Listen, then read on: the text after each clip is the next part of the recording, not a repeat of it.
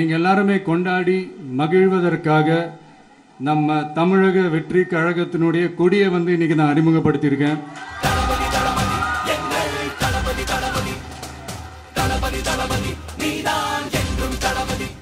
இது எப்படி சொல்றதுன்னா ப்ரோ, அதாவது என் நெஞ்சில் குடியிருக்கும் என்னுடைய தோழர்களாகிய உங்க முன்னாடியும் சரி,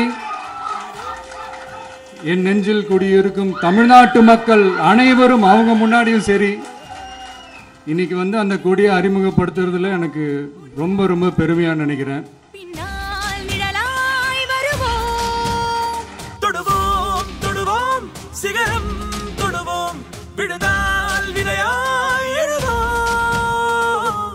இது வரைக்கும் நாம நமக்காக உழைச்சோம். இனி வரப்போற இயர்ஸ்ல நம்மள ஒரு கட்சி ரீதியா நம்மளை தயார்படுத்திக்கிட்டு தமிழ்நாட்டுக்காகவும் தமிழ்நாட்டு மக்களின் உயர்வுக்காகவும் நம்ம எல்லாருமா சேர்ந்து உழைப்போம்.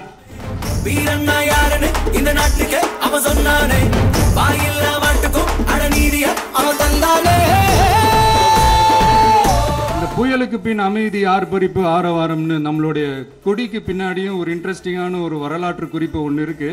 அது என்னன்னு அதை நீங்க எல்லாம் ஒரு நாளுக்காக வெயிட் பண்ணிட்டு இருக்கீங்கன்னு சொன்னல, அன்னைக்கு நம்மளுடைய கொள்கைகள் என்ன, நம்மளுடைய செயல் திட்டங்கள் என்னன்னு சொல்லும்போது அன்னைக்கு இந்த கொடிக்கான விளக்கத்தையும் நாங்க சொல்றோம். அது வரைக்கும்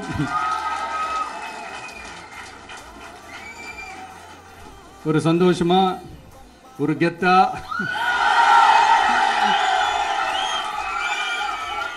நம்ம இதை ஏத்தி கொண்டாடுவோம். இது வெறும் நம்மளுடைய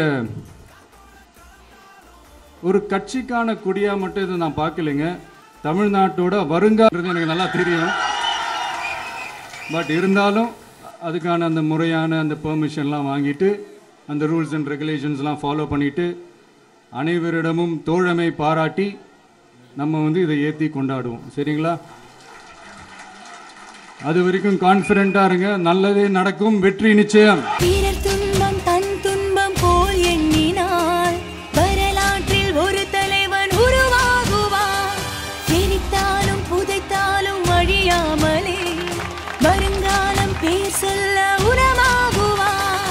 உன் ரத்தம் என் ரத்தம் வேற இல்லை, உதிரத்தில் விதைத்தாயே அன்பின் சொல்லை.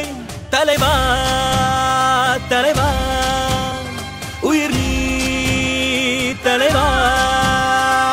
தளபதி தளபதி எங்கள் தளபதி தளபதி தளபதி தளபதி நீதான் என்றும் தளபதி.